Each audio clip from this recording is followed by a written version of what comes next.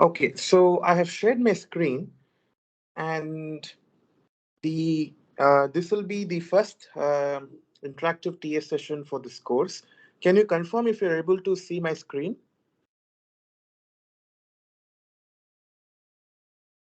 Yes, sir. Okay, thanks.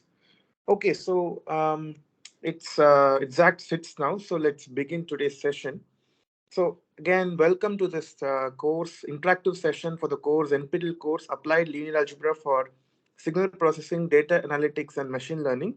So this is really the first TS session for this course. And as per the protocol, so I'm going to first introduce about myself. So my name is Yashvanth. I'm currently PhD research student in my fourth year and funded under the Prime Minister's Research Fellowship.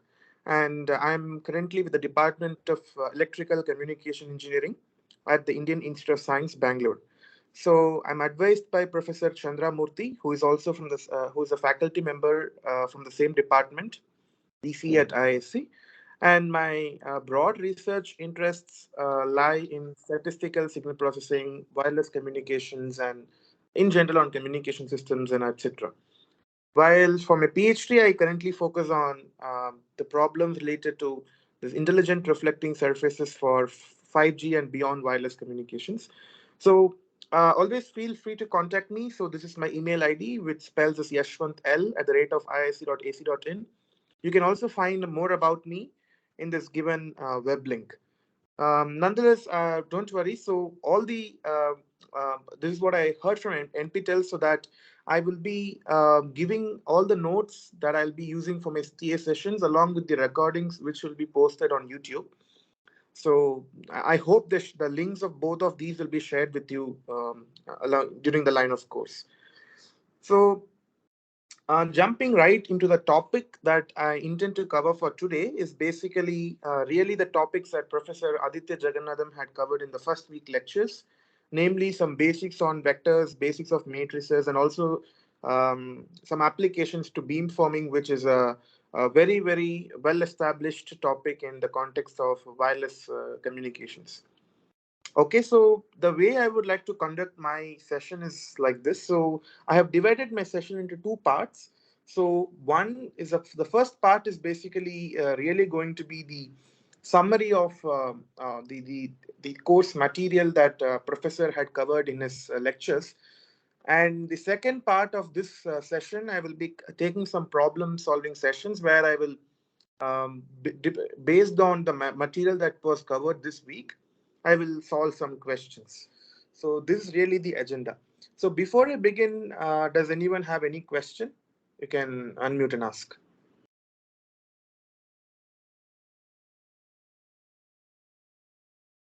Okay, so I did not hear anyone asking anything. So let's jump into this session. So the part one will be on summary of this week's lecture. So there were 5 lectures in this week. So I'm just going to go over all of them. So number one is a vector. So vector is basically a collection, or you can call it as an array of symbols. And these symbols could either come from a real number or a complex number. Okay. So basically, these vectors are fundamental to represent any data point in space. So going forward, the notation that I'll be using for a vector is this. So I have the vector, I write u and I underline this variable. If I underline it, that means that that particular variable stands for a vector. Okay, maybe Professor Jagannatham would have used a bar on top, but I'm going to use an underline for every variable to denote a vector. And this vector is basically a collection of entities that you see here. Okay, 1 minute.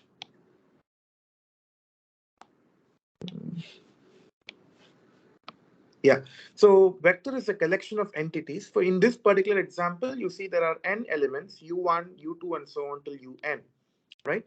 So, and each of these elements come from either a real number or a complex number.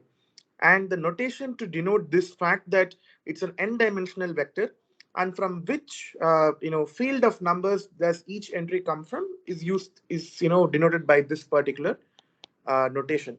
It's written as r power n. So power n, so the n stands for how many entries do you have in the vector, and r stands for the fact that each entry in the vector comes from a real number. Okay, so let me write a note here.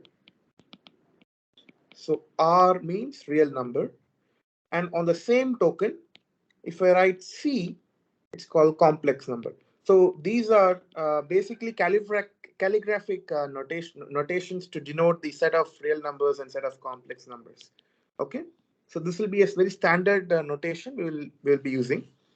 So u, when I say it belongs to r power n, that means that this u basically is a vector, an n-dimensional vector with all the entries coming from the real field.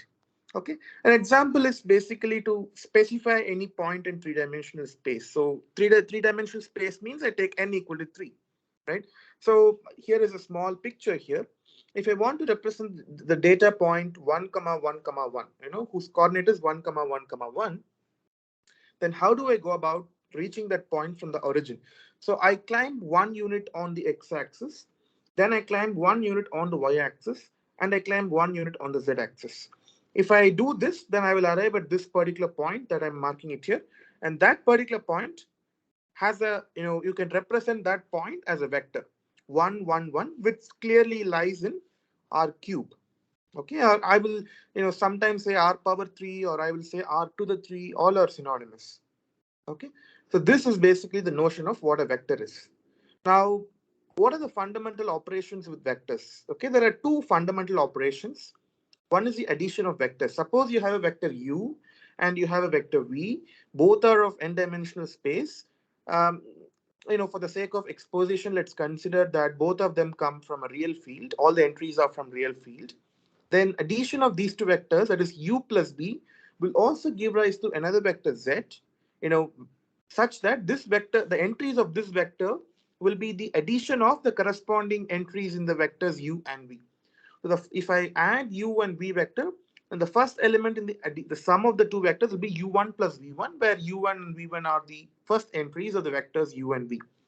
And similarly, you define for all the other entries of the vector, sum of some vector z.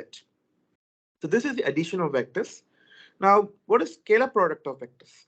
Suppose I'm given a vector u and it has n elements. Let's say again consider that it comes from a real field, that is r to the n, and then take another scalar, okay, it's alpha, which again belongs to the real field, that is it's a real number. Then the vector z defined as alpha times u is basically is nothing but a scalar product. That is, you multiply a vector by a scalar number, so that's called a scalar product, and that is given by as or computed as you multiply the number alpha with every entry of the vector u. That is, alpha u1 will be the first entry of the product z. That is, if I write z is equal to z1 and so on till zn, then basically zi equal to alpha times ui. Okay, that is, every entry is just the scaled version of the corresponding entry in the vector u, and precisely this scalar is given by alpha. Okay, so that is the scalar product of vectors. Now, having defined two fundamental notions of what it means to add two vectors and what it means to multiply a vector by a scalar, we now go on to the next very important property of vectors, which is called the linear combination of vectors. So in this context, let's consider the following set of vectors. Let u1, u2, and so on till um. Each of them be an n-dimensional vector. So there are basically the context is there are m vectors, and each vector is an n-element vector. Okay, that is ui. That is it belongs to r to the n, and I ranges from 1 to n. So you get. I hope you get the setting. There are m n-dimensional vectors. Okay, then I define this vector z as this particular summation alpha times u1 plus alpha times u2 and so on till alpha m times um. Okay, where alpha 1, alpha 2, and so on till alpha m, they all come from another set of real numbers. Okay, so they are, each of them is a particular real number. Then this particular scaling each vector by a corresponding scalar alpha I, and then summing up all the scaled versions is called as a linear combination of the vectors. So here the vector z is said to be a linear combination of the vectors u1, u2, and so on till um with appropriate coefficients alpha 1, alpha 2, and so on till alpha n. Okay, so this vector z again is going to be of the same dimension. That is, z will also be coming from r to the n or r power n because each ui belongs to r power n. Okay, so this is the linear combination of vectors. Now, next, what is inner product? Okay, this is very, very important. Okay, so it goes as follows. If u and v are two n-dimensional real vectors, that is what I'm saying is u and v belongs to r power n. Okay, then this is a notation for inner product. You write u and v and write something like a curly braces, something like that, and that basically denotes the inner product between u and v. Is defined as u transpose v. Basically, transpose means you basically make the row if the vector u. So generally, all vectors are by default are considered to be column vectors. That is, for example, if I go back to the first slide, I wrote this vector as a column vector. I did not write it like this. So until un. I did not write it like this. So this is because there's nothing wrong in writing like that, but it's just the standard of convention that mathematicians use to denote any vector as by default as a column vector. So if I want to represent the same vector in its row form, then I should say u transpose. Okay, that means it is understood that this particular vector is represented in its row equivalent form. Okay, so generally, maybe let me write it here.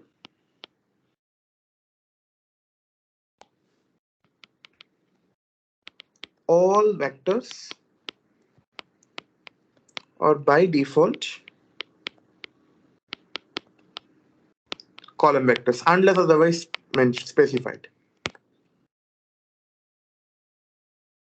Okay, so now having said that, your if the linear product between u and v is defined as u transpose v. So that means u transpose is multiplication of u transpose and v. So u transpose nothing but the row vector, which is 1 cross n, and v is a column vector, which is n cross 1. So the resultant is 1 cross 1, which is a scalar, and that is precisely given by this, summation. So basically, I do summation over ui vi, where I ranges from 1 to n. So this particular operation is called as the inner product. Okay, and this is defined for a real vector. It's defined both for real and complex vectors, but with a small change in definition in which how they are defined. For a real vectors, it's just u transpose v. For a complex vectors, it's defined as u Hermitian v, where what Hermitian does is, in addition to taking transposition of the elements, it also It also takes a complex conjugate version of each of the elements. So specifically, u Hermitian v is nothing but u1 conjugate, u2 conjugate, and so on till un conjugate times v1 and so on till vn. Okay, so if you do this, you get this particular expression here, which is sum over I is equal to 1 to n ui conjugate vi. So this is the definition for complex vectors. So, as Professor Jagannathan would have mentioned in his course, these inner product operations are usually, used to measure the correlation between two vectors or two signals. And you can find applications of inner products, for example, in radar target detection problems by means of binary hypothesis testing. So I think Professor in his lecture would have told about, you take the inner product between the received signal and the transmitted signal and compare it to a threshold. If the inner product turns out to be more than the threshold, then you say that the target is present. If the inner product turns out to be less than threshold, then you say the target is absent. So that is, classical a naive way to design a radar target detector. Okay, so inner products are they find applications, a variety of applications in engineering problems. Okay, so having told what inner product is, now a natural concept is the orthogonality of the vectors. Okay, so the definition is very simple. So two vectors, you just take two vectors u and v. Okay, again I assume that u and v will come from r to n, that is their n-dimensional real vectors. Or they are said to be orthogonal if the inner product between u and v is equal to 0. Very simple. Again, note that very important thing to note. See, inner product, what are the inputs of inner product? U and V. U and V both are scalars by themselves, but the output is a scalar. So the inner product value is always a scalar. It's a single digit number. It's not a vector. Okay. So, inner product of U comma V, if it turns out to be a zero scalar, then these two vectors U and V are said to be orthogonal. Okay. Now, the next is very important aspect of any vector is called the norm of a vector. Okay. Now, for any vector u that comes from R to the n, the two norm or simply the norm, okay, because there are many types of norms actually. But I think Professor Jagannathan had just restricted to this particular class of norms, which is called the two norm.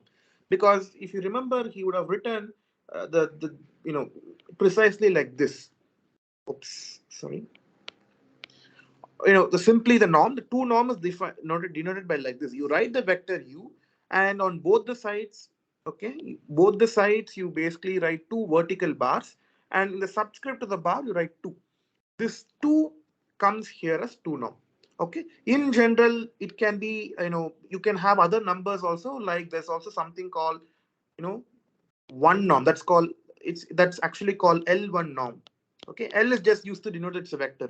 So this particular norm is actually called L2 norm because you take the 2 norm of the vector. So, nonetheless, don't worry about other norms, but Professor Aditya would have just restricted to the L2 norm in the first week's lecture series. So I'm just going to just call it as norm. Okay, if I call something as a norm, then it's implicitly understood that I'm referring to the 2 norm of the vector. Okay. So, and the definition of the 2 norm is given goes as this. Okay. So this L2 norm is given by, you take the magnitude of every entry. Let's say if it's u1 and so on till un. These are the entries of vectors. You take the magnitude of each of the entries, square each of them, add everything, and then take square root. Okay. That basically is again it's again a number. Okay, because that's again a number, and that particular number is called as a norm of the vector u. Okay, so just to ensure that everyone is with me, can anyone unmute and say if everything is okay till now?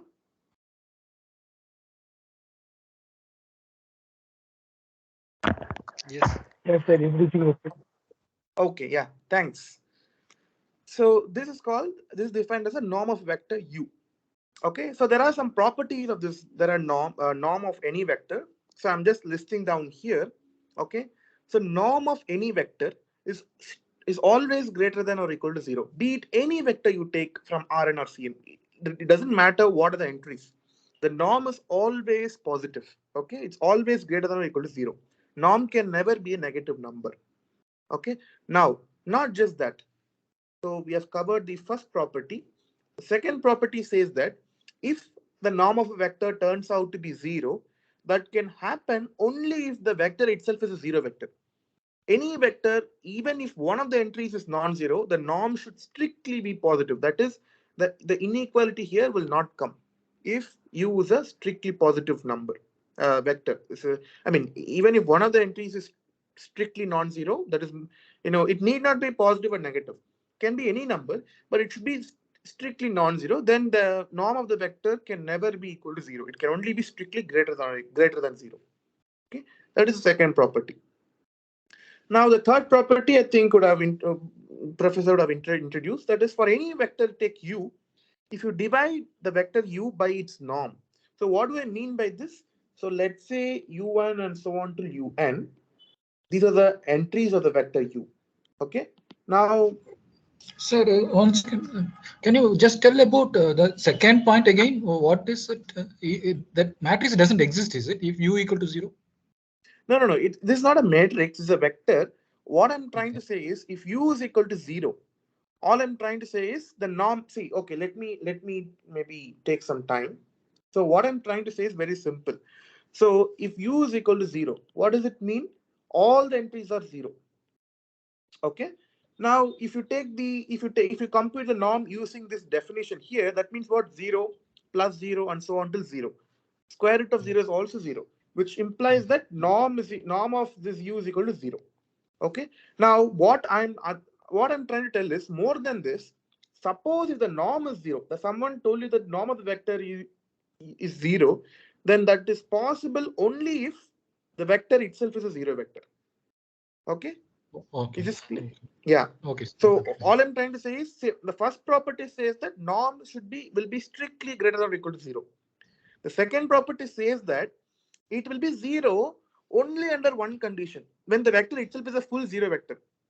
If it has even one non-zero entry, the vector has even one non-zero entry, then the norm will be strictly greater than 0. It cannot be equal to 0. That's what I'm trying to say from the first and second properties together. Okay. Okay. Yeah.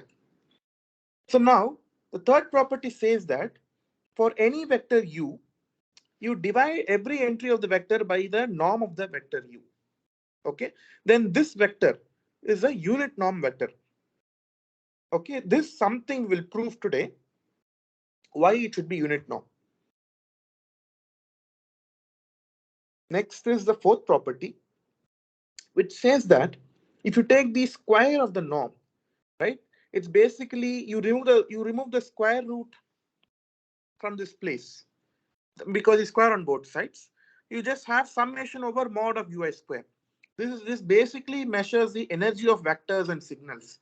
So for those of you who are from electrical background and have done a basic undergrad degree would recognize this to be very similar to what is called as a Parseval's theorem, in the signal systems, where basically you take the you do an absolute summation, square summation over the symbol over the sample of signal, and you call that as the energy of the signal.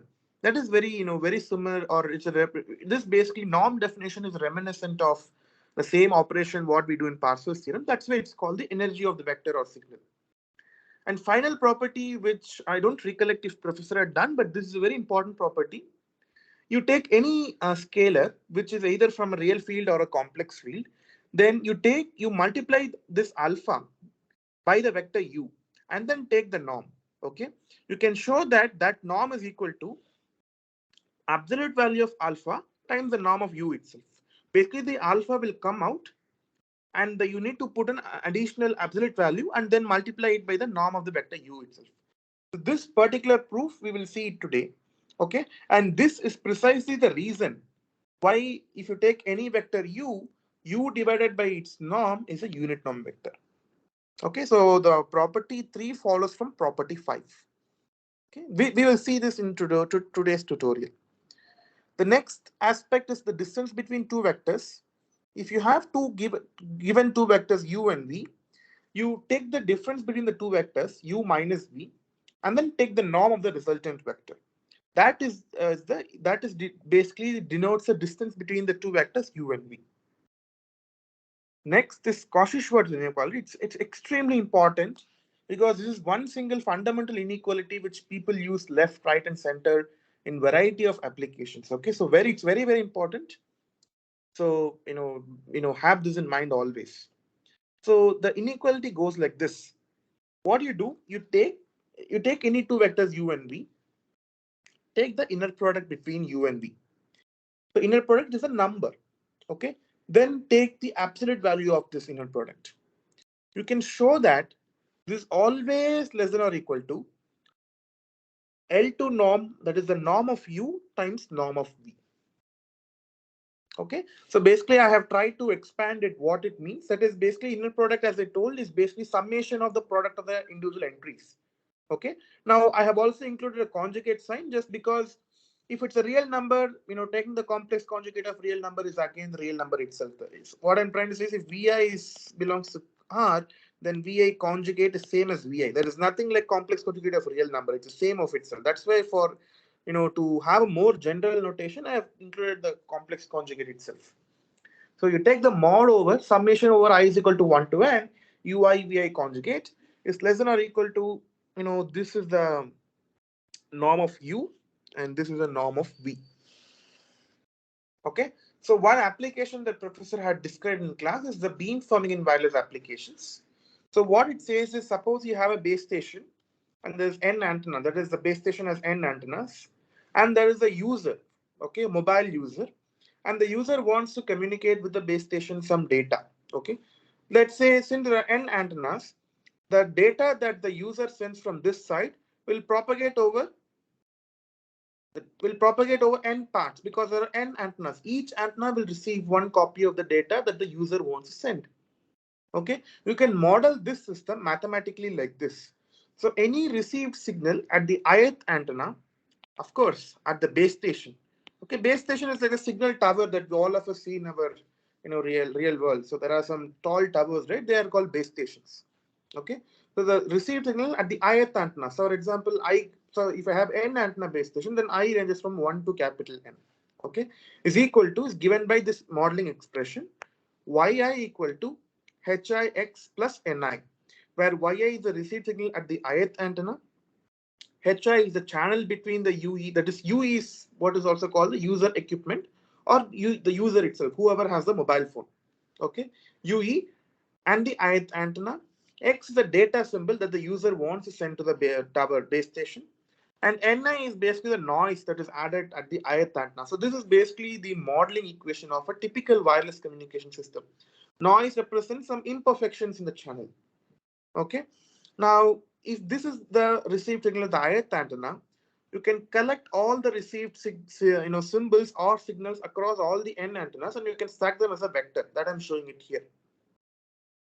Okay, y so on to capital N. Then I collect all the h to capital N. X the same data that the user wants to send to all the antennas. So x is common, so it's just a scalar, and then plus the noise vector. So that is represented by this particular modeling equation. Y equal to hx plus n, where y, h, n, all are vectors with dimension n cross 1. That is, y belongs to, maybe for simplicity, I will say R itself. Or in general, it's a complex vector. Maybe I'll take complex directly. C to the n. Okay, hx plus n. H is also C to the n is also C to the n, but this x is a scalar. Okay. This is the received equation, y is equal to hx plus n at the base station. Now, what is beamforming? You apply a weight at the base station to each of the received symbol, and then you add them up. Okay, that is called beamforming. You can mathematically represent that as this particular operation. You get y at the received signal at the base station as a vector n by 1 vector, and you take the inner product of this vector y with a weight vector called w. To do that, you do w Hermitian y, because this is precisely the inner product, right? This is the definition of inner product. This will do the weighting. Okay, and if you multiply w Hermitian on times y, then y is equal. But I know that y is equal to hx plus n, so you can expand out and you can find this particular expression. Okay, now what is the optimal w to maximize the signal to noise ratio, or otherwise called as SNR? It turns out to be this particular number. Okay. Now, I think professor had also, shown that this is the optimal W. But in today's tutorial, we will also derive how to get this optimal W to be this number h by norm half h. Okay. So this is an application which professor had discussed. So I'm just summarizing what he did. Next, having described about vectors, we now move on to matrices. So matrix is basically a rectangular array of scalars or symbols. So you can represent a matrix A by generally a capital letter, and in general a vector by a small letter. I mean lowercase letters, but for matrices generally we use uppercase letters. So let's say if I take the set of matrices which are m by n and they come from a real field, then I denote by this particular notation. R belongs to R to the A belongs to R to the m cross n, which means this matrix A has m rows and it has n columns with all real entries. Okay. Now I can also represent the matrix A by all column vectors, which means every column vector is comes from R to the m, because there are n rows and there are n such column vectors. Okay. That is also a very well accepted notation. And if I denote this particular notation, that means I'm referring to the entry in the ith row and jth column of the matrix A.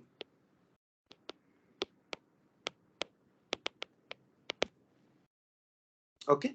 Now, as usual, addition of matrices is very similar to vector addition in the sense that if I have two matrices A and B, then the addition C is equal to A plus B means that you take the corresponding I comma jth entry of A and B, add them up, and that will give the I comma jth entry of the matrix C. Okay, so that is about addition. Now scalar multiplication is again very same. You, let's say there's a matrix A from R to the m cross n, and there's a scalar in R, then B is equal to alpha times A. Basically it means that you take the I comma jth entry of A, multiply by alpha, and you get the I comma jth entry of B. Okay. Next is matrix multiplication.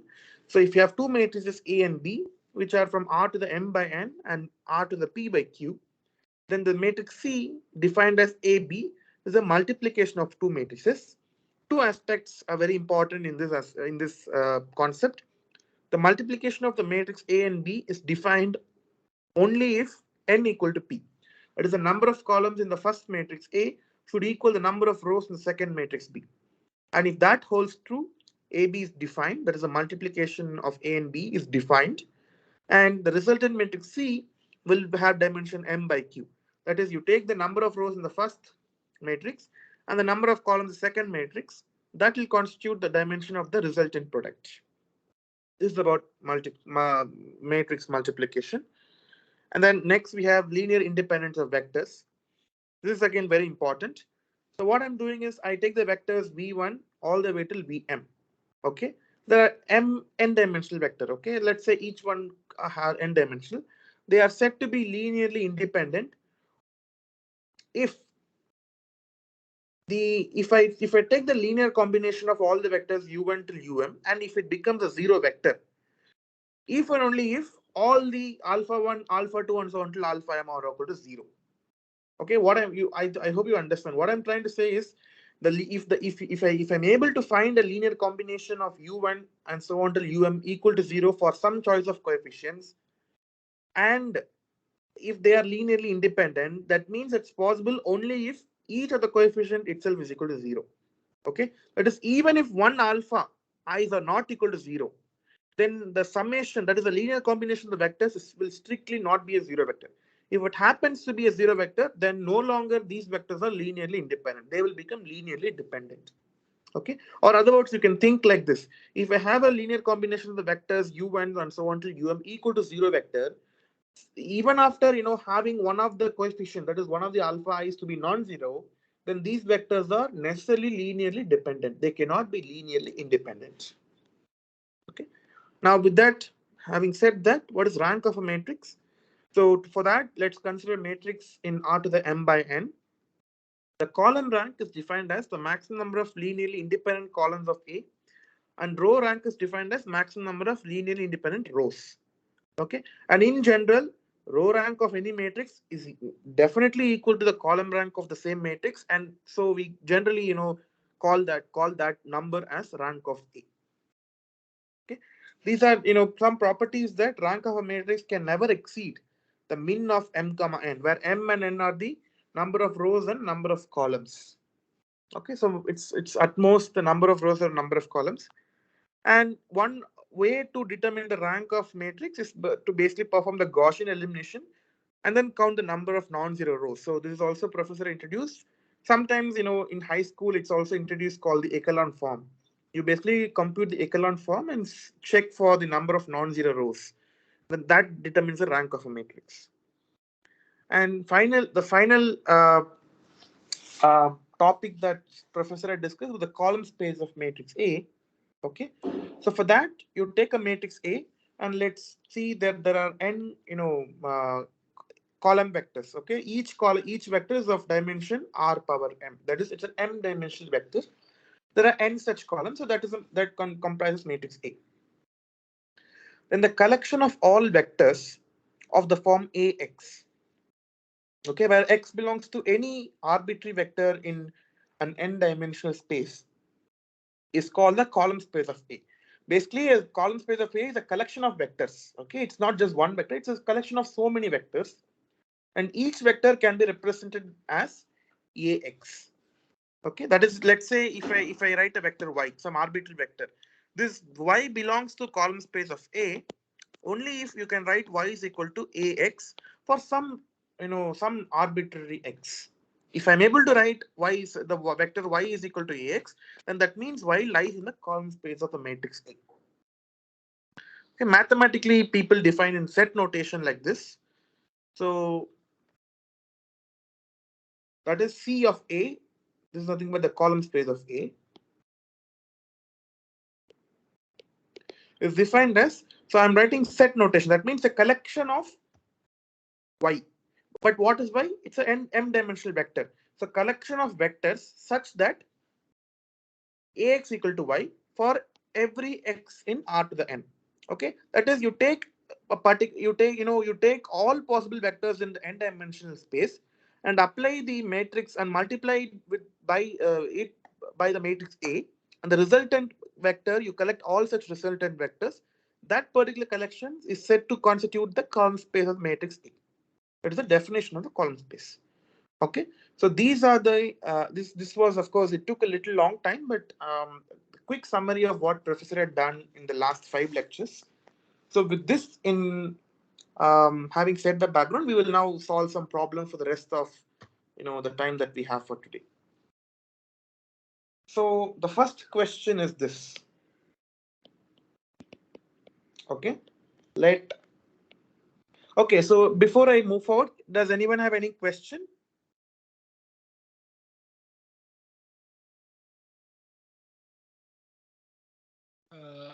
One question. Yeah. Yeah. Yeah, we discussed about this Cauchy inequality, right? So, do you know any such application, where any practical use case, any you can give to correlate where Yeah. it is? So today, this particular beamforming application, I will show you. I will solve this, optimal W using Cauchy-Schwarz inequality. I will show that today. Okay, thank you. Yeah. Okay. So let me go ahead. So let me consider any. Yeah, is there a question?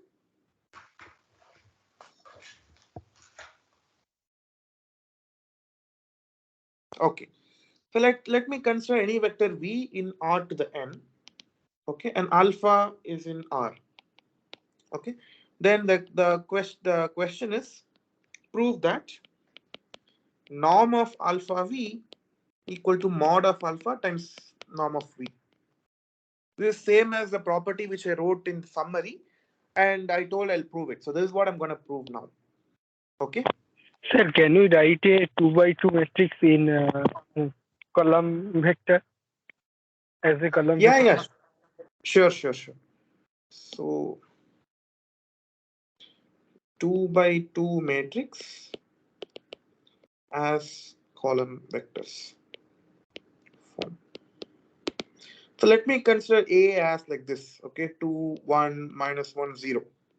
Okay, define A1 as 2, -1, and A2 as 1, 0. Then A is equal to A1, A2. Is this clear? Yes. Yeah, that's all. So all I'm trying to say is, you think of this particular entire column as one vector. Think of the second column as another vector, and then just write it, and then write A is equal to A1, A2. That's all. I'm not saying anything more than that. Okay. Okay. So let's now go back to our question. That is, if I have a vector v in R to the n and alpha is another real number, prove that norm of alpha v is equal to mod of alpha times norm of v. Okay, we'll prove that. It's very, it just goes by definition. Nothing so complicated. Okay, I'll write solution.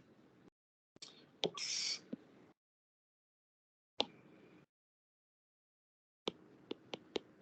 Okay. So I know that alpha v, nothing but, let's apply the definition. Okay.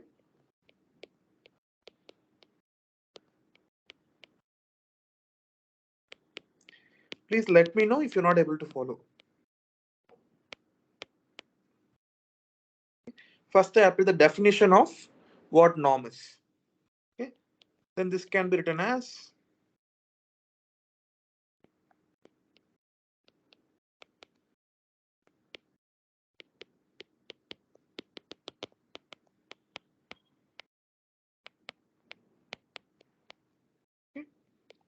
nothing but,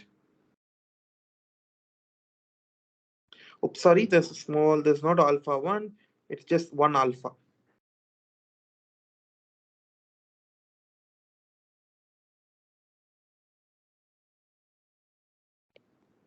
I'm just taking a alpha in common.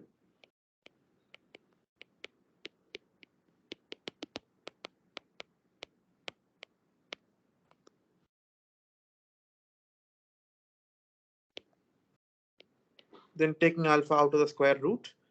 So the square of square will be killed.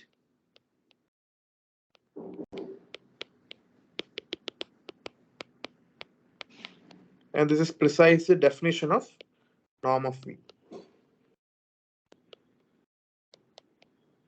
Okay, so any doubts here?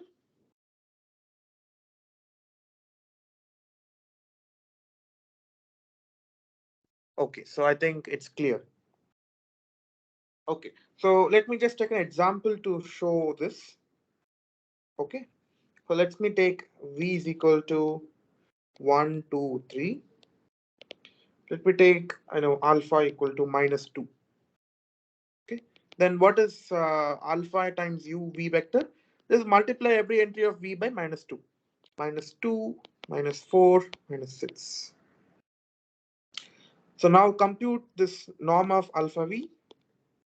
Nothing but root of -2 square is 4 plus 16 plus 36, which is nothing but 16 plus 4 is 20, 20 plus 36 is 56. Root 56.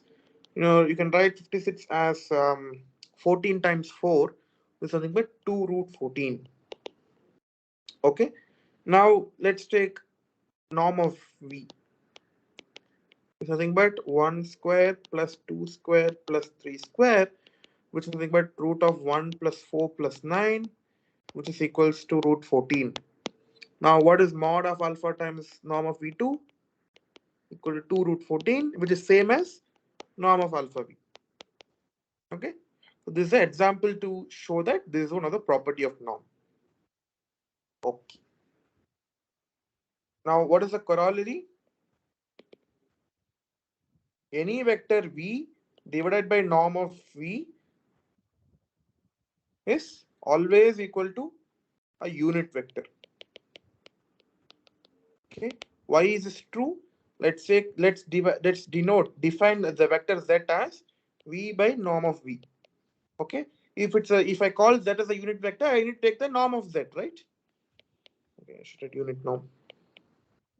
Norm of Z is nothing but norm of V by norm V.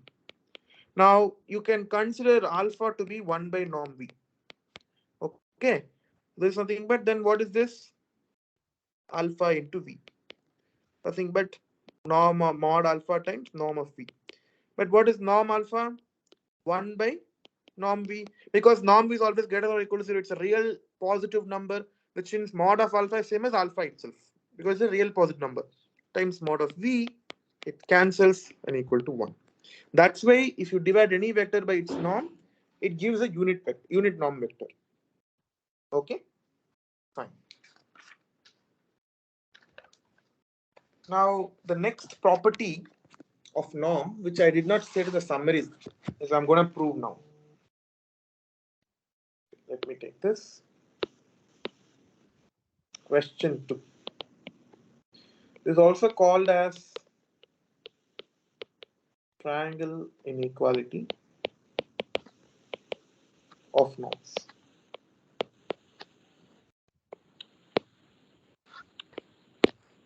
Okay. It states the question is as follows. Let U be a vector in R power n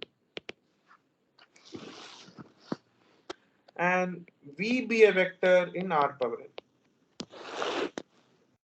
Then the norm of the sum,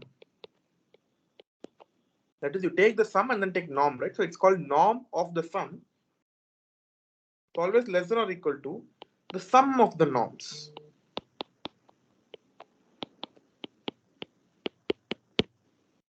Okay, this is called this triangle inequality of norms. You would have all seen in a triangle, for a normal triangle. Let me give maybe a geometrical interpretation of what this says.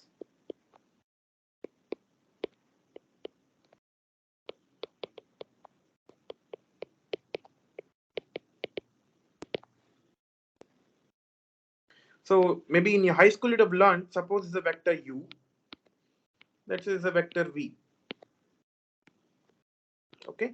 Then if I want to define the addition and represent the same vector in this diagram, it is nothing but this, right? This is like, some will call it as parallelogram law of addition or whatever it is. This is the vector, right? Now, basically, this is nothing but a triangle also. It looks like a triangle. So these vectors are constituted to form a triangle. So just from the triangle, inequality, what it says, sum of two sides of any triangle greater than or equal to the third side. Okay, that's the property of any triangle. That's why the name triangle inequality comes. So, but it's a vector, right? So to represent some notion of length of a vector, that is precisely the norm. So what it says? It just says as, let me take the third side as u plus v. So sum of two sides is like, but norm of u plus norm of v is always greater than or equal to the norm of third side. This is precisely what this particular result is. Okay, this is a geometrical interpretation of why this particular result should hold true. Now let's give proof of why this particular result, and then we'll see some example. Okay, so let me take c is equal to some define c is equal to norm of u plus norm of v. Note that c is a real number, and it only belongs to greater than or equal to 0. It's only strictly positive real number. So now what I do, c square will then be norm of u plus norm of v square. Now apply the definition of basically if you recall, I think Professor Jagannatham in his class would have told, if you have a norm u, you can write norm is equal to square root of u transpose u. Okay, I think this particular relation Professor had told in the class. Okay, I'm gonna use this fact. So, but since I have taken square, there's nothing but u plus v transpose u plus v. Okay, now distribute, distribute the product. Okay, let me write maybe another step. U transpose plus v transpose times u plus v. Now take the product, u transpose u. Now u transpose and v plus v transpose u plus v transpose v. Can anyone confirm if it's clear till this stage?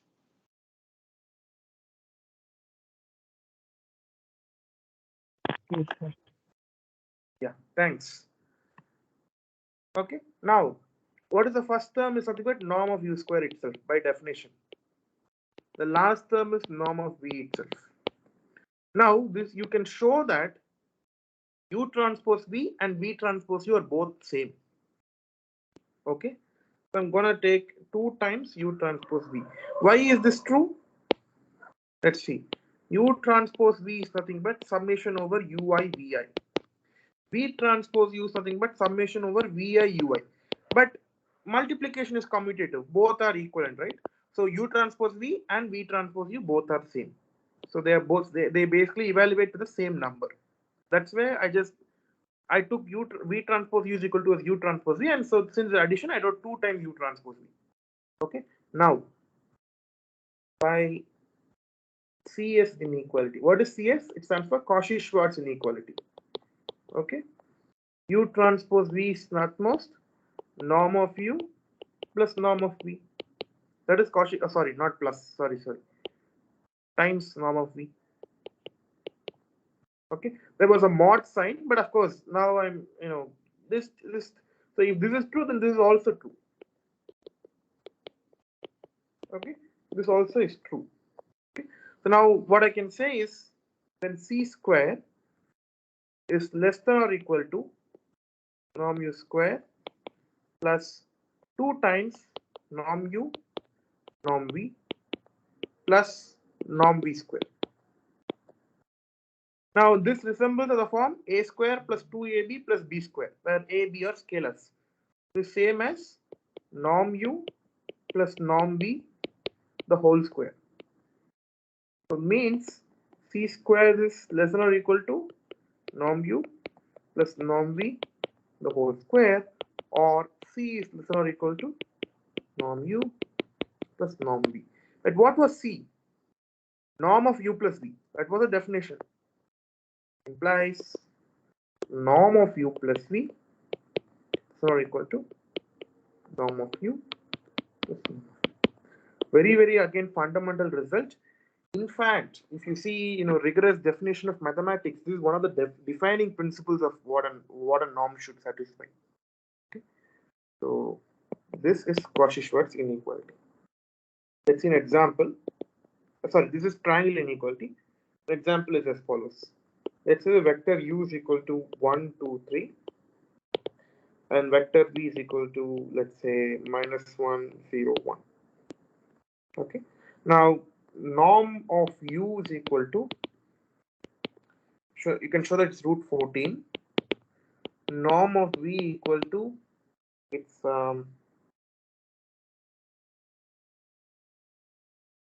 root 2, right? 1 plus 1 root 2. Okay. Now, what is norm of u plus v? Now let's first compute u plus v. Will be 0, 2, 4. Norm of u plus v equal to root 20, but this is okay, implies norm u plus norm v equal to root 2 plus root 14. Okay, now what is root 14? This is 1.4. Root 14 is approximately maybe 3.7 maybe. This will be 5.2. Okay, then root 20 is nothing but around 4.4, but 5.2 is greater than 4.4, which means norm of u plus norm of v is greater than or equal to norm of u plus v. Okay, that basically illustrates triangle inequality. Now, I would like to give you a small homework to most of you here. Okay, this is a homework question which you can try to solve on your own. Question is, when will equality in triangle inequality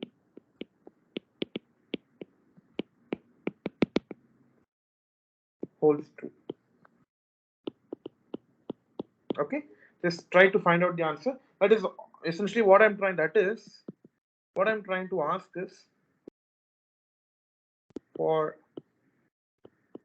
what kind of vectors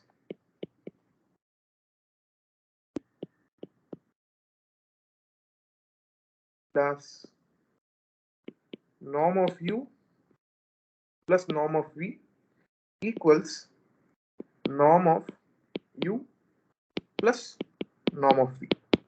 I mean, you understand, right? So basically what I'm trying to say is, I've taken the right hand side as norm of u plus v, and the left hand side norm of u plus norm of v, and I'm asking for what vectors u and v will there be an inequality, strict equality that connects both the left hand side and our right hand side. I'll more be explicit here. U and v, does this equality hold true? Okay, so you can try this as a small homework. Maybe I can also give a small hint. Okay, so now if you go back and see the proof, where did we get the inequality sign? Right, see, all here was equality. The inequality really came because of Cauchy-Schwarz inequality. Now suppose if I'm able to find out a condition under which Cauchy-Schwarz inequality also meets equality, then that is really the condition under which triangle inequality will also become a equality.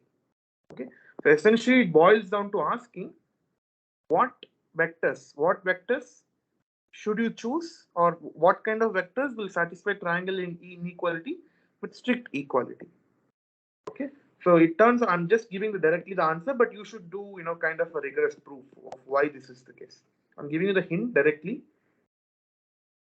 Answer is u and v should satisfy this.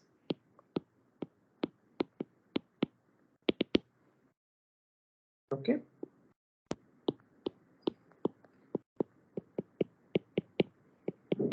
That is, I'm writing the Cauchy-Schwarz inequality with equality. Equality if u is equal to alpha times v. That is, one vector is a scalar multiplied version of other vector. This is the case, then the triangle inequality will satisfy with equality. Okay, my suggestion is to basically uh, prove it how it should be, or at least take an example and see why this should be the case. Take any alpha, take any u, and then take any v, and then construct u like this, and then take the triangle inequality, compute LHS separately, compute RHS separately, and then check the values. Okay, if you can prove it mathematically why this is the case, it's great. Okay. Okay, so basically this boils down to the proof that professor had done for the proof of Cauchy-Schwarz inequality. At one stage, use AM greater than or equal to GM inequal, right? Now that boils down to when will AM equal to GM? That particular kind of argument. So you can try this at your leisure time, but this basically complete this particular exercise. Now we are at 6:57 p.m. What we will do is we will probably take a 10-minute break. Is that okay? Okay. Yeah. So it's 6:57. Let's meet at 7 8 p.m. Okay. So before that, one question: this triangle equality is an extension of Cauchy-Schwarz equality, or it's totally two different things? No. So the thing is, okay. So if you go and look at the actual definition of proper definition of what a norm is, in fact, they define norm as something that satisfies triangle inequality.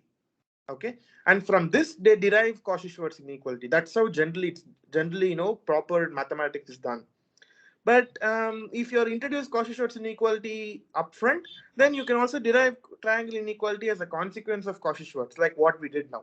So both are not, although they are two different relationships, but they can be derived from each other. Okay. Okay. Yeah. So 7:10. Okay. Yeah. Let's meet at maybe 7 9. Let's meet. I think that's okay.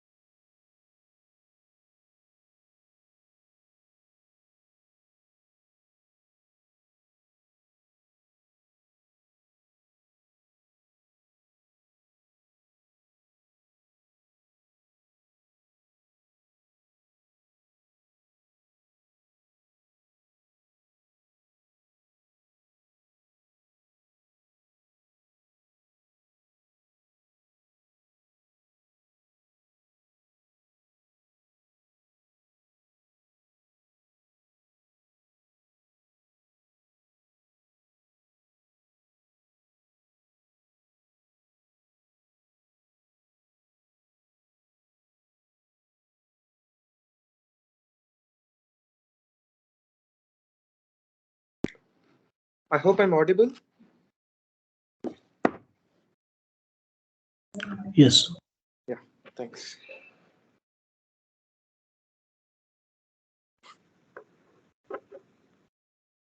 Okay, we will now resume. It's 7:09 exactly. So we have finished. Okay, 2 questions. Okay, third question is SNR optimal beamforming.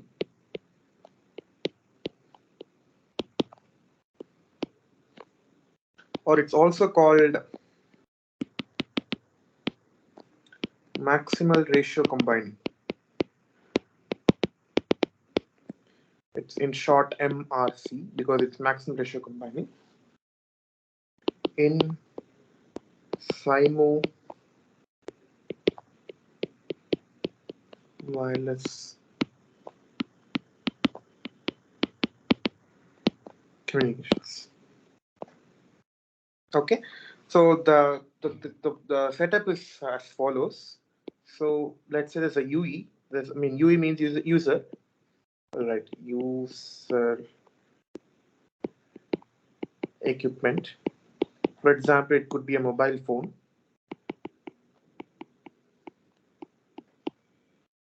Okay, and okay, it has one antenna, and we have a big tower here nearby. It's called the base station, or in short BS. Okay, with N antennas. First antenna, second antenna, N antennas. Okay, so SIMO because the user has single antenna, and the output, that is the input is single antenna, the output at the base station there are multiple antennas, so it's single input multiple output system.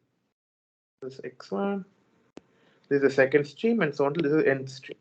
Okay, the channel in this is called H1, the channel in this path is H2, channel here is Hn. Okay, now this is the setup. The question is, show that the signal to noise ratio, or in short SNR, signal to noise ratio, SNR, optimal combining at the base station when UE is called user equipment, so UE sends data to BS is W opt equal to with unit norm constraint. Okay,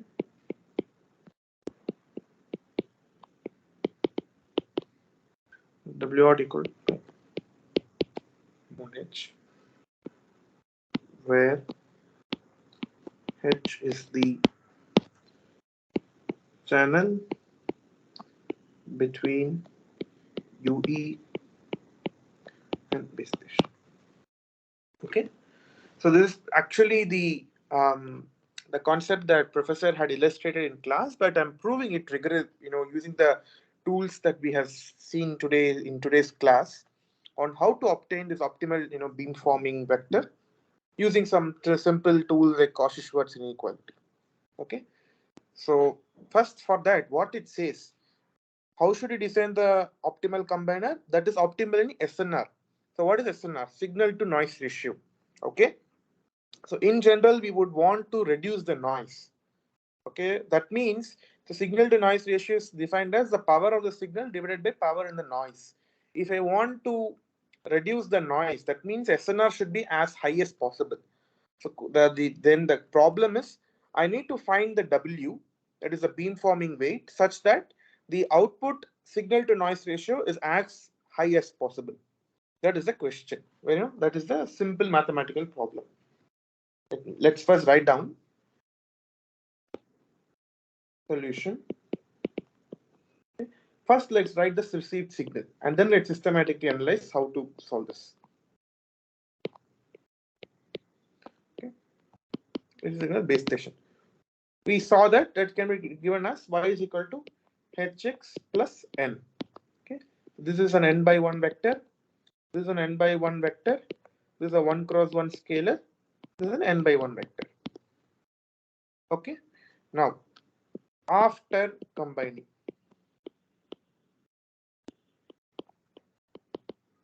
that is, what does it mean?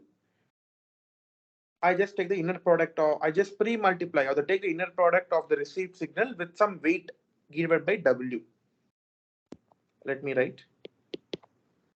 Weight is given by W. That is also a n-dimensional vector. W Hermitian Y. Okay.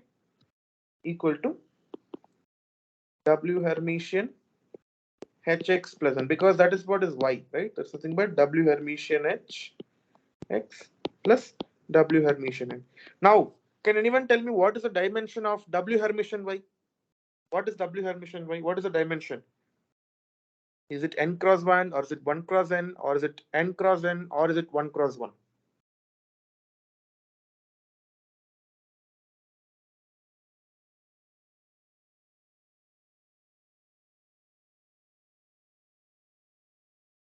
So 1 cross n will it be? That is W Hermitian. I'm asking the dimension of the entire quantity. W Hermitian Y. What is it? What is the dimension of the entire? Let me call this as W tilde, Y tilde. What is the dimension of Y tilde?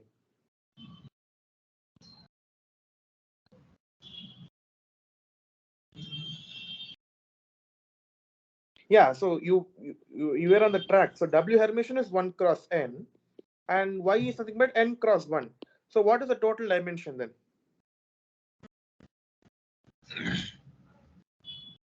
One cross one. Exactly, correct. It's just a single scalar now. Okay, so Y tilde is a 1 cross 1. So this W Hermitian is 1 cross n. This H is an n cross 1. W Hermitian is 1 cross n, and then it is an n cross 1. So this is a scalar.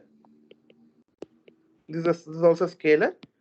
So a scalar plus scalar is another scalar. Okay.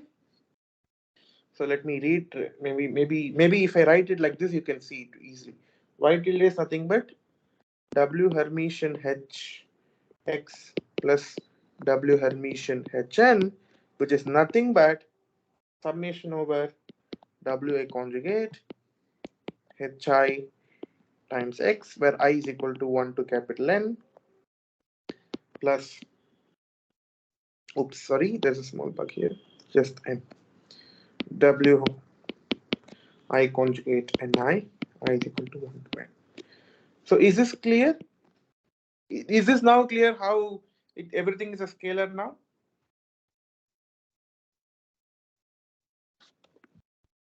Okay, I hope it's clear. If it's not clear, please unmute and talk. Otherwise, I won't know whether it's clear or not. Okay.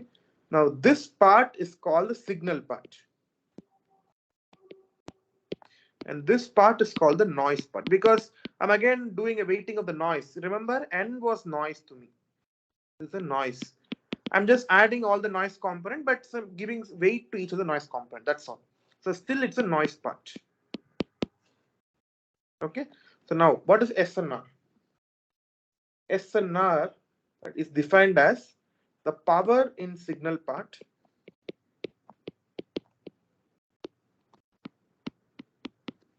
divided by power in noise part. Okay, that is nothing but if I'm giving any scalar, what is the power in that? Just take the mod square of that.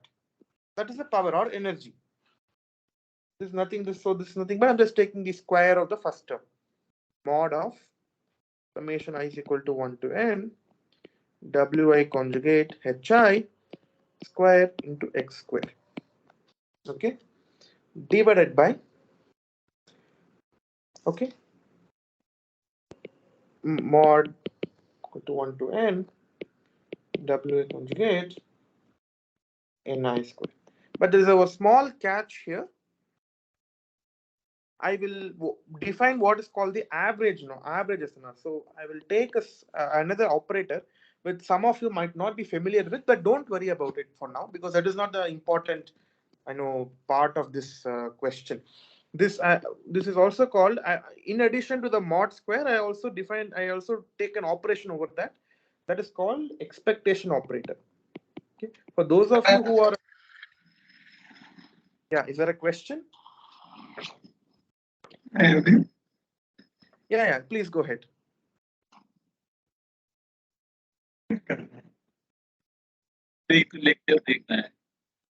I'm sorry, I'm not able to hear you properly.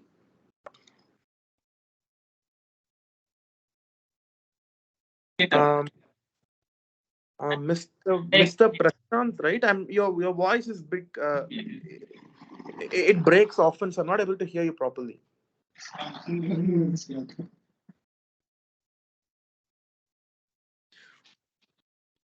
Okay, maybe you can try asking a little later because I'm not able to hear you properly.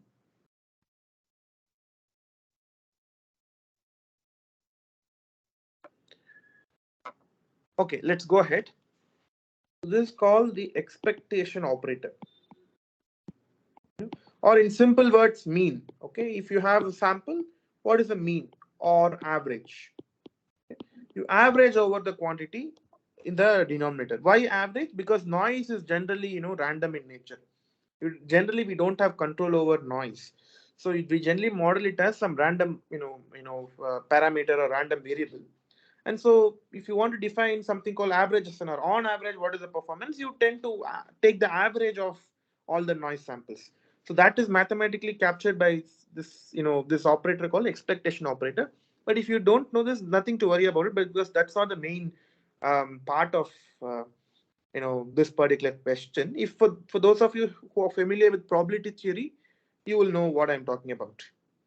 Okay, so this is the definition of SNR. I just took the magnitude square of the first term signal part here, and I took the magnitude term of the noise part here, and an additional to an expected operator. Now, what is this? So can you recognize the first term is nothing but you take the mod of inner product of W and H, right? Square it, mod X square it. Okay, and this is nothing but expectation of inner product of W and N. Can anyone confirm if this is correct?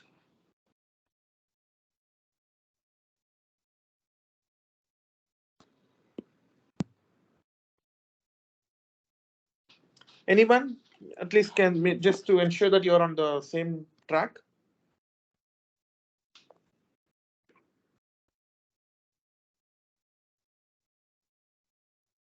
Hello, am I audible? Yeah. Okay, Yes. fine. Yeah, I hope this is fine. If not, please let me know right away. I will tell you how it is. Okay, I'll just use a definition of inner product. Nothing but sum of the products of the entries. That's all. Okay. Now, now you can show that this is further equal to inner product of W, comma H mod square X square divided by sigma square into norm of W square. Don't worry about this also, because if you're not sure about probability theory or basic communication system, you will not know this also. Just take it on faith, the denominator, what I'm writing, where sigma square is also called as the variance of noise.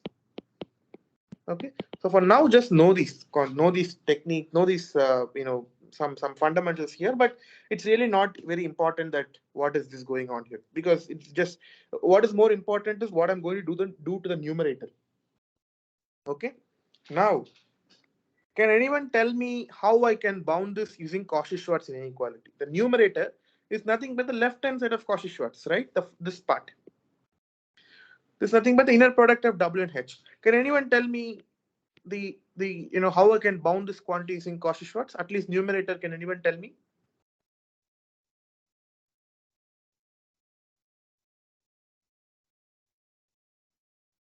It should be mod of Wn and dot product of mod of W and dot H. Yeah, is this what you're saying? Right.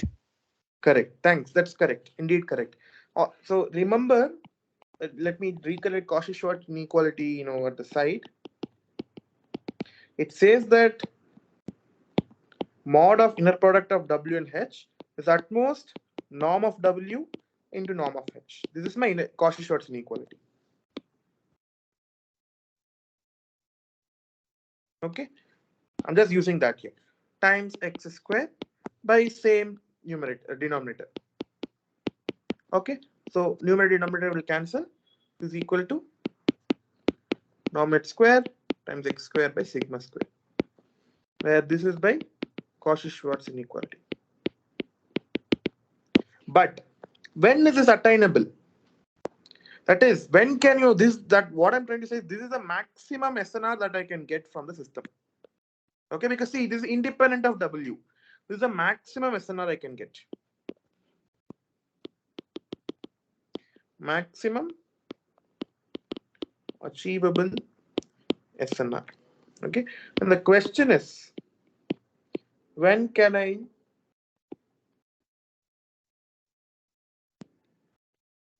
achieve this SNR?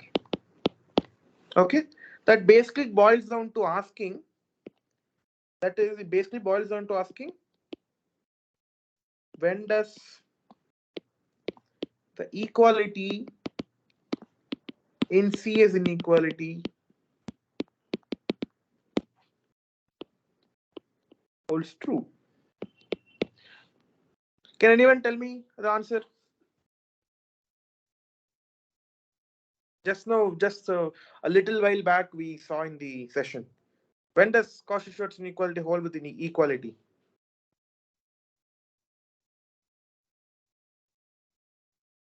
So here, you see, I'm writing W. See, I think I'm highlighting it here. Okay, what I'm writing, the magnitude of inner product is at most norm of W times norm of H. When will this inequality be equality? Very simple. I told you, right? So W should be equal to some alpha times H. That is when one vector is a scaled version of other vector. Right? That means W opt should be alpha times H. That's all. But if W opt should have unit norm constraint,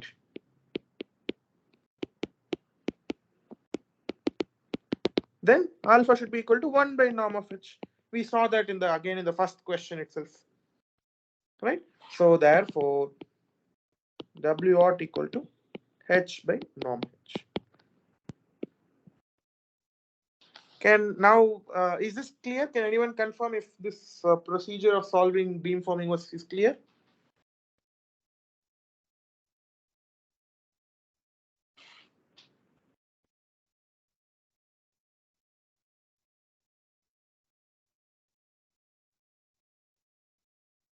Hello, can anyone confirm if it's okay? Yes, sir. Okay, fine, thanks. So this is the optimal combiner in SNR sense. Okay, just an application of CS inequality, Cauchy-Schwarz inequality. Okay, So determining those coefficients, how is it, sir?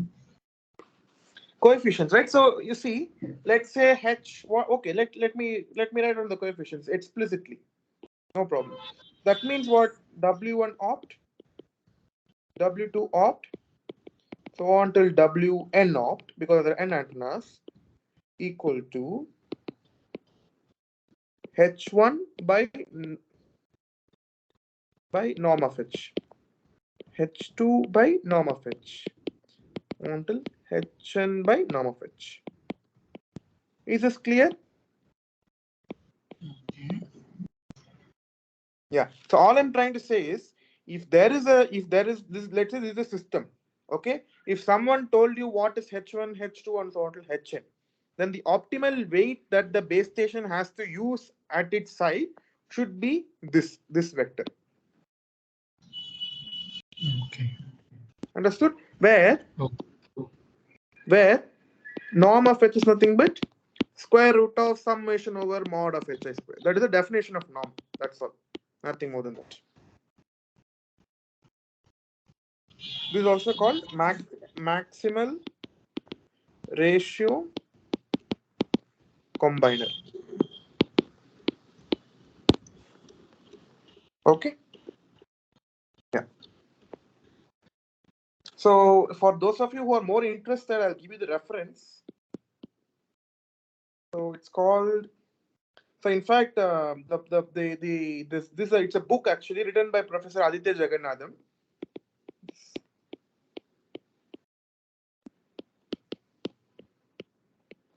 The title of the book is Principles of Modern Wireless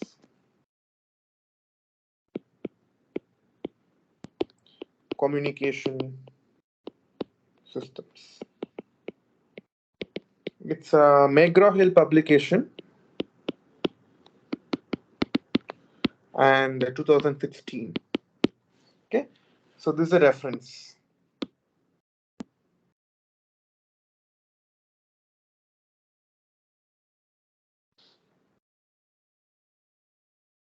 Okay, let's now move on to the next question. So this is really on testing or test for checking if two vectors are linearly independent.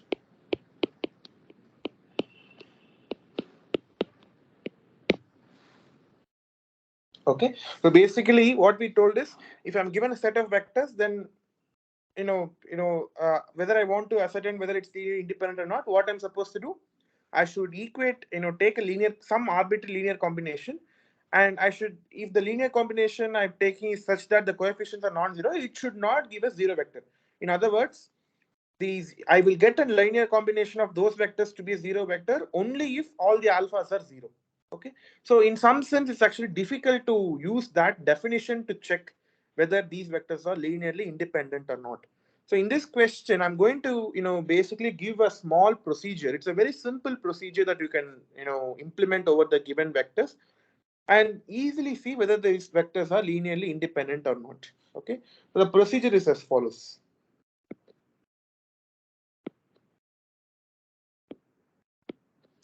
Light in different color.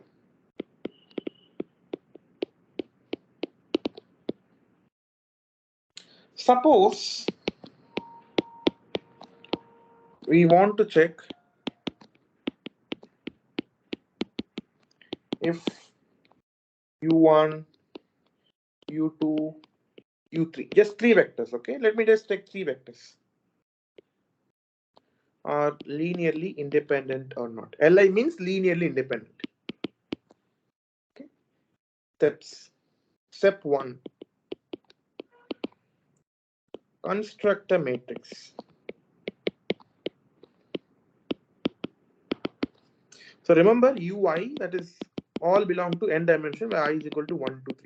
Each of these u1, u2, u3 are n dimensional column vectors. Okay, construct a matrix A equal to u1 transpose, u2 transpose, u3 transpose. You understand what I'm saying? So take the first column vector u1, make it as a row, and make it as the first row of the matrix A. Second row of matrix A is nothing but the row vector of u2. Third row of A is nothing but row vector of u3. That's all. That is step one.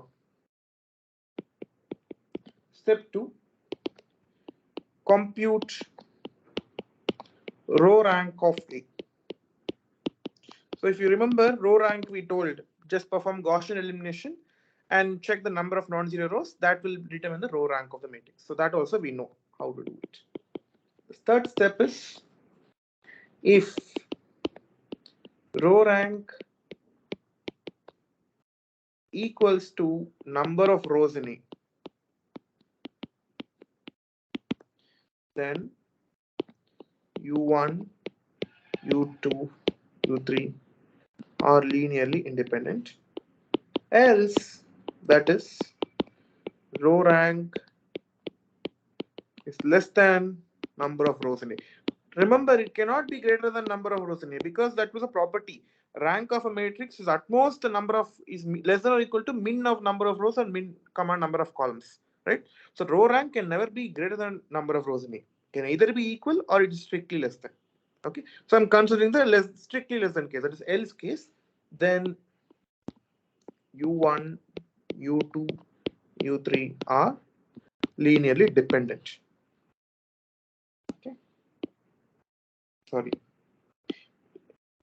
If it's, this is a simple procedure. Okay, now let me take some examples and illustrate this procedure.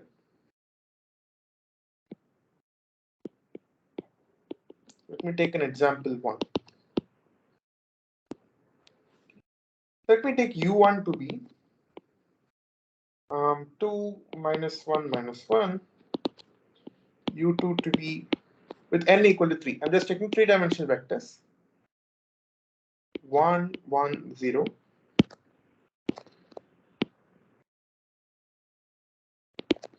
U3 is 1, 0, 1. Okay. Check if U1, U2, U3 independent.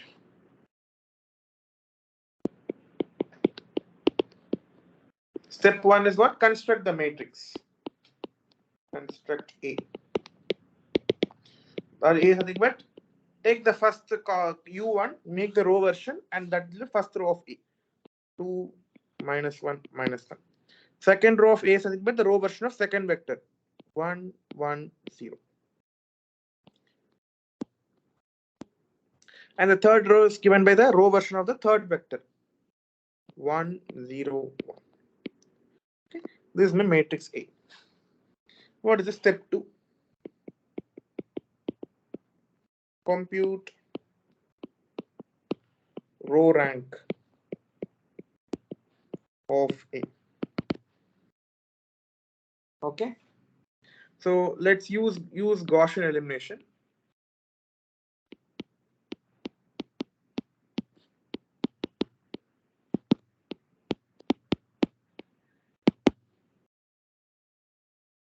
So let me rewrite the matrix A is equal to 2 minus 1 minus 1, 1, 1, 0, 1, 0, 1.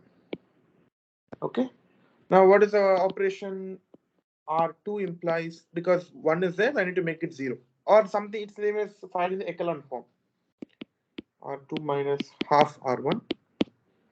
If you do that, you get this is similar to 2 minus 1 minus 1, 1, 0, 1. The second is 1, 0, 3 by 2, half. Okay. The next operation is to kill this 1.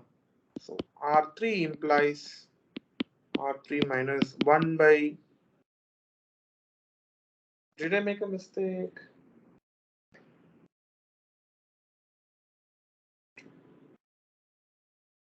Okay. Should be half times R1, which will give 2 minus 1 minus 1, 0, 3 by 2, half, 1 minus 0. This is gonna be half, and this is gonna be 3 by 2. Now R3 implies 1 R3 minus 1 by 3 R2. That's gonna give 2 minus 1 minus 1, 0, 3 by 2 half, 0 and 0, and 3 by 2 minus 1 by 6, which is like into 3 into 3. It's like 8 by 6 is 4 by 3.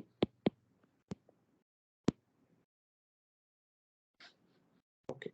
Now, what is this? We have done the row reduction, right? Therefore, row rank equal to 3. But this is also equal to number of rows in A, right? How did we get this? Row rank equal to number of non-zero rows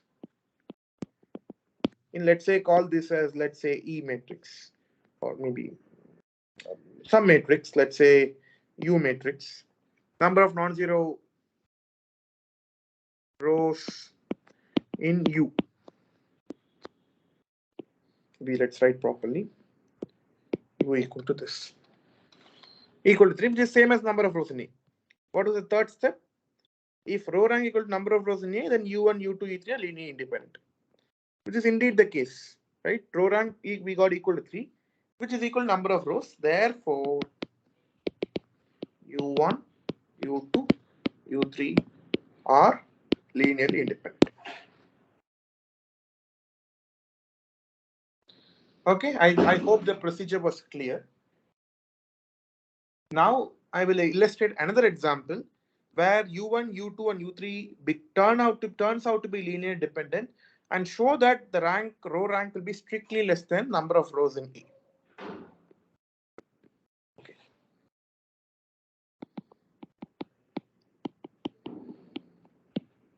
Example 2.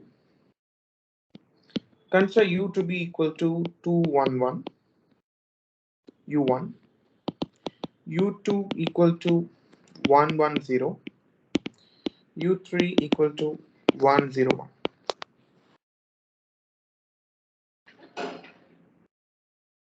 Okay. Then step 1. Construct A equal to what?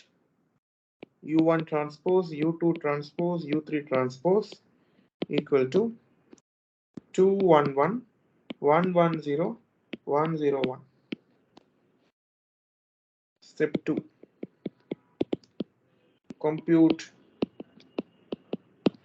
row rank. So let me write A equal to 2, 1, 1, 1, 1, 0, 1, 0, 1. Okay. What is the operation? R2 implies R2 minus half R1. 2, 1, 1, 0, half minus half, 1, 0. Now, what is the next operation? R3 implies R3 minus half R1. 2, 1, 1, 0, half minus half, 0 minus half, half. Now, R3 implies R3 plus R2. Yes. 2, 1, 1, 0, half minus half, 0, 0, 0. This is the final row reduced form. Therefore, row rank equal to number, let's say this is U equal to this, number of non-zero rows in U equal to 2. Strictly less than 3 equal to number of rows in A. Therefore, U1, U2, U3 are linearly dependent. Okay, let's do a small check whether this is true or not. Okay, so you observe that U1, okay, let me just rewrite what U's are. Okay, U1 is what? 2, 1, 1. U2 equal to 1, 1, 0. U3 equal to 1, 0, 1. Okay, so these are the three vectors. Now, if you observe this particular combination, u1 plus u2 minus u3. Can anyone tell what is this answer? Can anyone tell me? Take u1, add it to u2, and then subtract it with u3. Can anyone tell me the answer?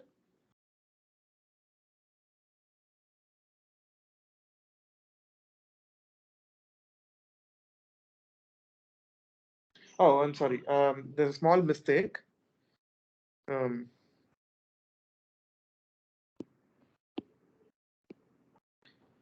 U2 plus u3 minus u1. Now, can anyone tell me? Add u2 and u3 and then subtract with u1. Can anyone tell me what is this answer? 0. Yes. All are 0. That means what? Alpha 1 u1 plus alpha 2 u2 plus alpha 3 u3 equal to 0 with alpha 1 equal to -1, alpha 2 equal to alpha 3 equal to +1. Okay, but if u1, u2, u3 have to be linearly independent, and if their linear combinations giving 0, what does it mean? Alpha, I mean, if it has to be linearly independent, alpha 1, alpha 2, alpha 3 all have to be 0. But we have found one value, one set of values, one tuple, that is alpha 1 equal to -1, alpha 2 and alpha 3 equal to +1, such that the linear combination becomes 0 vector. So this clearly tells that u1, u2, u3 are linearly dependent, and that is exactly what our procedure also told us. That our vectors are linearly dependent. Okay, so basically I have given you one of the procedures to verify whether a given set of vectors are linearly independent or dependent.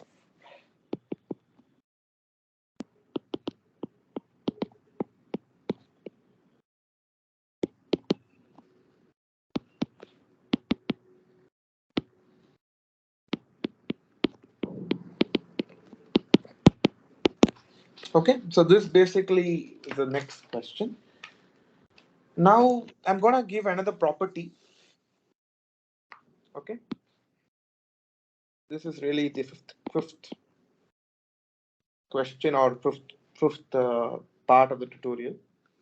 So this is basically another property is that row rank is equal to column rank. Okay, that is what it says is for any matrix, row rank equals column rank. Okay, let's illustrate how. So let me upfront tell you that proof is a bit difficult.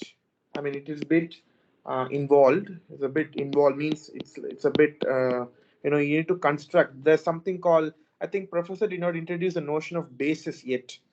I think you need to. It's a construction proof, so it's a proof is a bit involved. But so what we will do is rather we will illustrate this fact or this property using an example.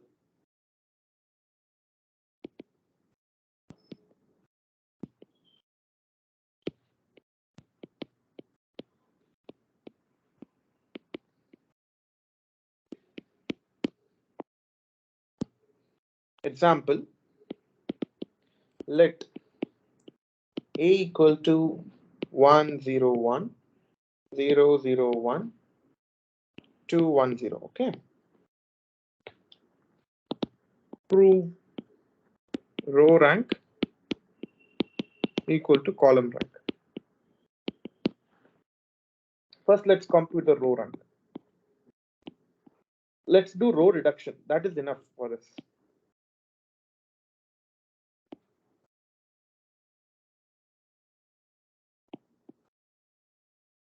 Or which is also called as Gaussian elimination.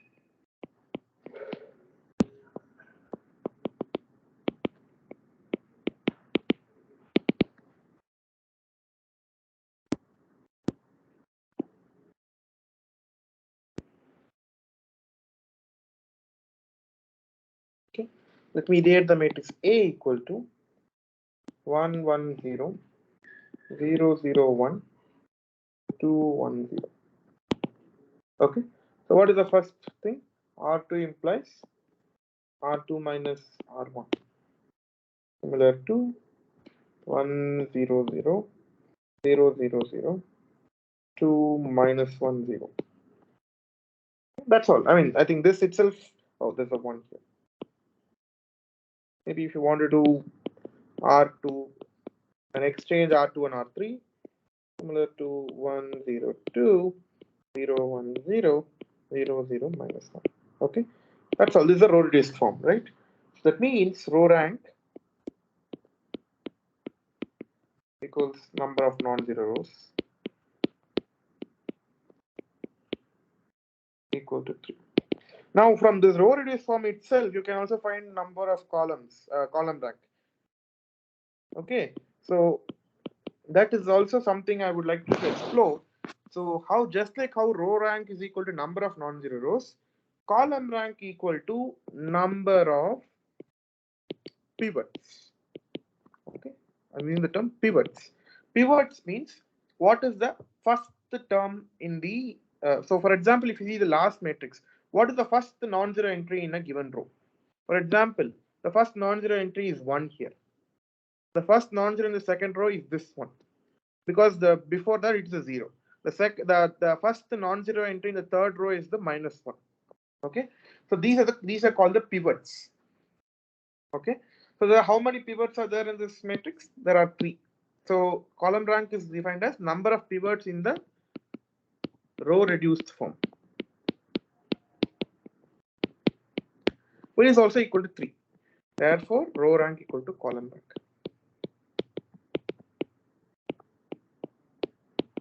Okay.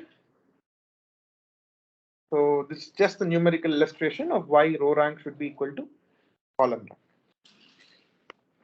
Okay, great. So now, really, this is the last question that I will be do for today. So it's a very, very interesting property that all of you can remember, which is very, very handy as you progress through the course. It is the property of what an orthogonal set of vectors should satisfy. Okay. Let V1, V2, so on till Vm be M non-zero orthogonal vectors, right? That is, what does it mean? The inner product of Vi comma Vj equal to 0 when I is not equal to j. Okay, this is the definition of orthogonal vector. Question is, show that these vectors are linearly independent. It's a very interesting property. All it says is if you have a set of orthogonal vectors, definitely they will also be linearly independent. Necessarily, they have to be linearly independent. No orthogonal vectors, set of orthogonal vectors can be linearly dependent. Okay, it's a very, very interesting property. So it will come very handy as we progress with the course in terms of the notion of subspace and basis and so on. But let's try to have a proof for this, and then also a numerical example on how this is always true. Okay. I'll give the solution. So we know that I'm just rewriting what we know. Okay. We know that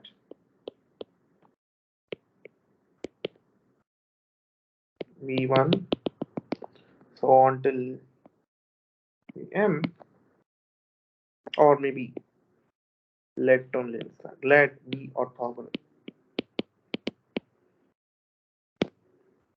That is inner product of Vi comma Vj equal to 0 whenever I is not equal to j and I comma j belongs to 1 to cap small m. Okay. Now remember, what do I want to show? That they are linearly independent. What does it mean? If at all there exists a linear combination of these vectors which gives a zero vector, then the coefficients which combine them should all be zero squares. That is the thing I need to prove. Okay, so what I'm going to do is let there exist alpha 1, alpha 2, and alpha m all in real numbers such that alpha 1 v1 plus alpha 2 v2 so on to alpha m vm is a zero vector. Call this as equation 1. Okay. Then what should we show? What should we show? Can anyone tell me what should I show now? If I want to show that v1, v2, and so on till vm are linearly independent, and if I have that alpha 1 v1 plus alpha 2 v2 and so on till alpha m vm is a zero vector, what should I show? Can anyone tell me?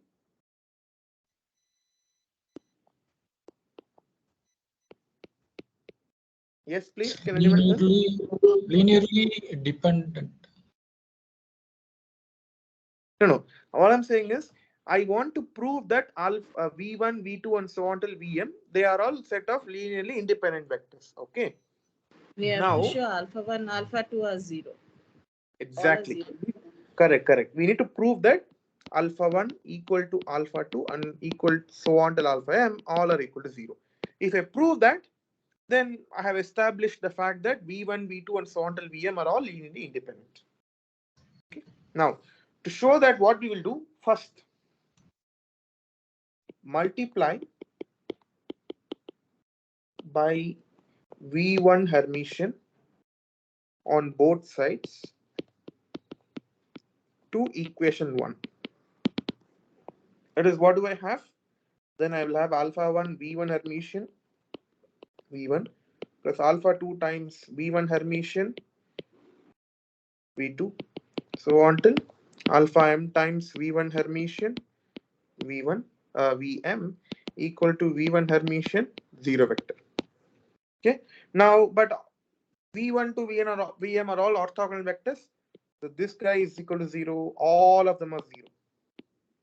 Except the first term, because v1 Hermitian v1 cannot be 0, because v1 cannot be orthogonal to itself, right?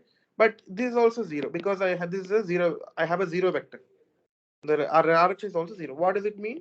It means alpha 1 v1 Hermitian v1 equal to 0. This also means alpha 1 into norm of v1, right? v1 square equal to 0, because this is a definition of norm. v1 Hermitian v1 is something with the inner product of v1 with itself, and that is exactly the square of the norm, right? Now, if you see the question properly, it says v1, v2, and so on till vm, vm non-zero orthogonal vectors, which means the norm can definitely not be 0. That is a property of norm. A norm can be 0 if and only if the vector itself is 0. Otherwise, the norm is strictly positive. So if this is a strictly positive number, which means alpha 1 equal to 0. Call this as equation 2. Now, similarly, multiply by v2 Hermitian on both sides to equation 1. Then what do we get? Alpha 1 v2 Hermitian v1 plus alpha 2 v2 Hermitian v2 and so on till alpha m v2 Hermitian vm equal to v2 Hermitian 0. Again, this guy is 0 because of orthogonality.